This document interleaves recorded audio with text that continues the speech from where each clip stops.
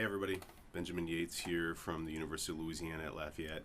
I just want to take a quick second to make a quick video follow-up to a blog post I just made about the MKS Cutaway Mouthpiece. So this is what this looks like in the packaging. This is just a bit of a review, also just a couple of tips for how to actually use the Cutaway Mouthpiece, specifically for students that are in my studio and how we use it, or if you're studying with me. If you're not, these might be some suggestions or ideas of ways to use the Cutaway Mouthpiece. I also obviously recommend studying with a teacher. I think it's best to have someone kind of directing you on how to use tools like this. So, just the quick review part here. This is how the MKS came to me in the mail the other day. This is shipped from Iowa down to South Louisiana. It took a little less than 3 days, which was great. Came in this nice box. The box opens up pretty easily here.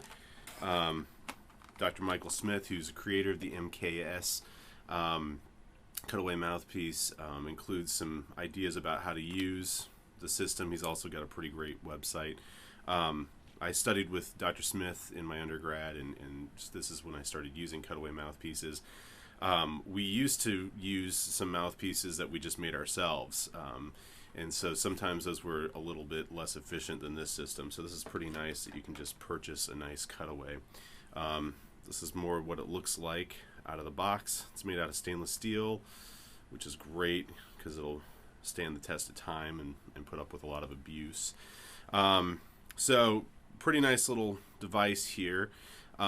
Just to kind of give you a comparison, this is kind of what we used to be using, so you'd have to get a grinder and cut away.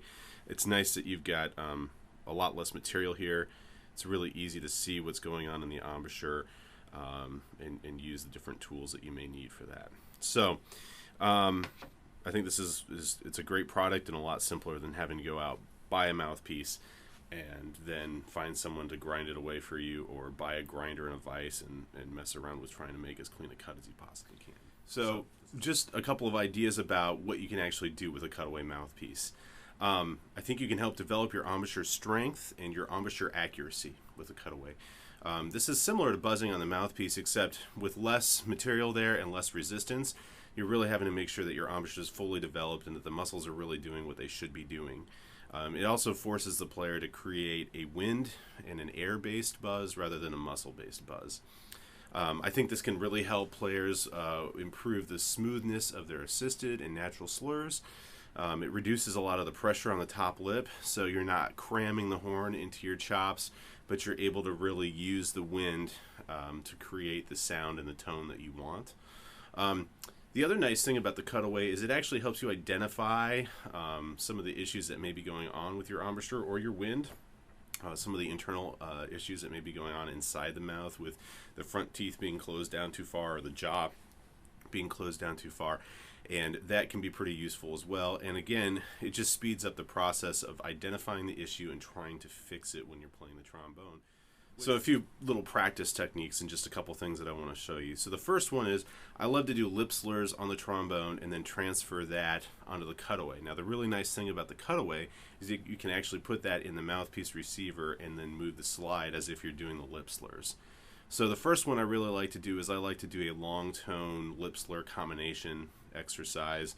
And that's really useful for me on kind of a daily basis. I either buzz it on the Cutaway or I buzz it on the mouthpiece. So this is what that's like.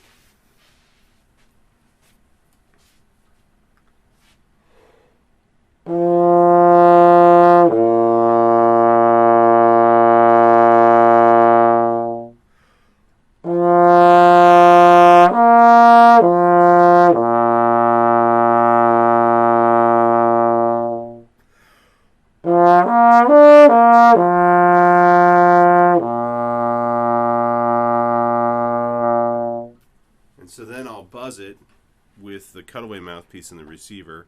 If I'm doing this with a student, I may just play the second time so that they have pitch reference. I also like to do this with drones, using a cello drone or a mechanical drone. Again, if I'm doing this with a student, sometimes I'll just play the drone as well, and I think that's really useful in order to keep pitch maintained in the ear, but also make sure that the pitches are being hit while playing on the Cutaway.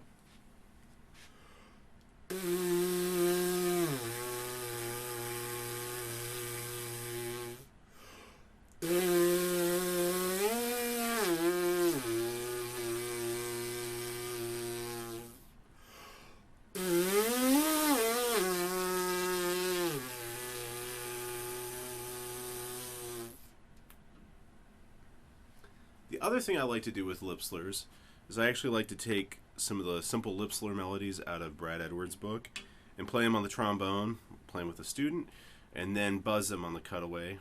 And again, I might just play softly while the student's buzzing on the cutaway, or if I'm doing this on my own, I may just set a drone so that I can maintain pitch and make sure I'm really hearing what I should be hearing. So this is the Brad Edwards 1.1, just simple lip slur melody.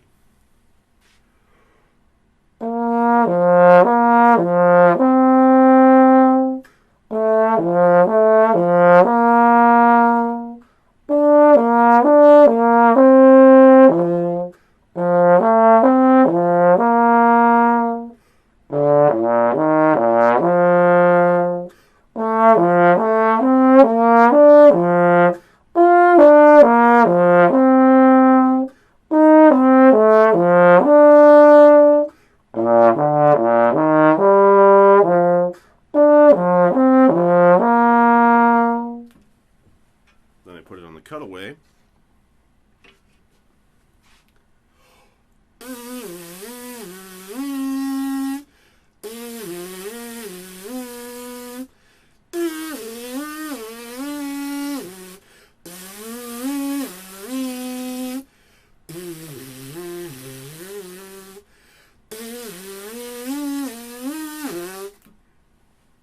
So the other thing that I really like to do is I like to play scales or arpeggi with the cutaway.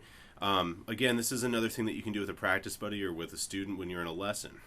Play the scale very softly and have the student play it on the cutaway. Again, you can put the cutaway in the mouthpiece receiver and have them do the positions. So you're not just doing one thing at a time, you're really training the mind and the body to be able to do all these different functions that we have to do all at the same time. You can also check movements when you're working on scales or arpeggi, and if the student has the cutaway in the mouthpiece receiver and they're playing a scale and they're going on a big leap, they're going from first position to sixth position, and there's a lot of movement in the slide, it'll be really evident in the cutaway mouthpiece that they're not actually able to keep a steady pitch because of all the movement.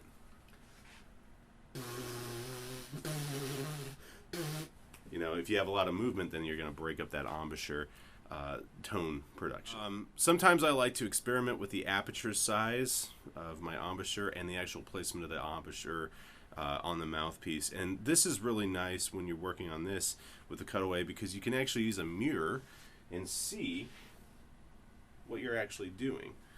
So this is just my little mirror, and I can actually see what is happening when I buzz.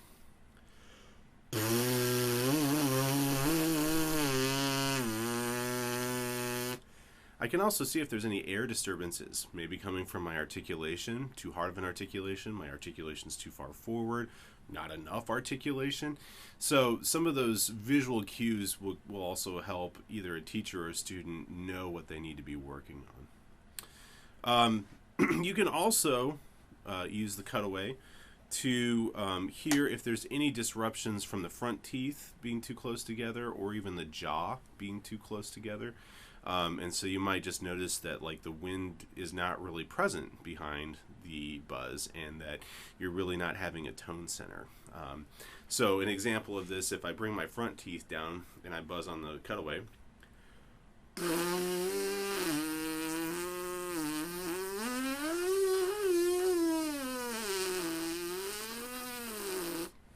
you'll notice that I don't have as much core sound. There's not as much wind sound passing, and that's a really important part of having a good tone center on the buzz. So that's one thing that you can listen for. Another thing that you can also hear is when the jaw is really close together and not lowered enough, or sometimes when the tongue placement isn't right for the range that the student's playing in. So these are all little hints that you can gather pretty quickly with a cutaway mouthpiece. Finally, I think it's really useful on the cutaway mouthpiece to experiment with air attacks, just to make sure that the embouchure is really placed to deal with the air that you're giving, the airstream, the wind that you're giving the embouchure for a certain note. For me, I have to work on this both in the extreme low range and the extreme upper range and make sure that my embouchure is really placed. I have a tendency in the extreme low range to open my aperture too far. So if I'm working with a cutaway on this, I can actually see what my aperture is doing and make sure that it's not open super far from my pedal range, and that I'm actually just relaxing the pucker, making sure that it's forward in the mouthpiece, and that I'm sending the right air. Just a couple of ideas to follow up on what I blogged about.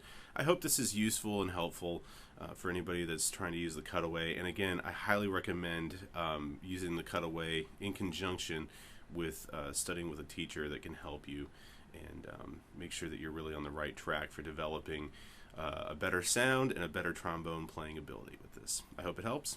Thanks.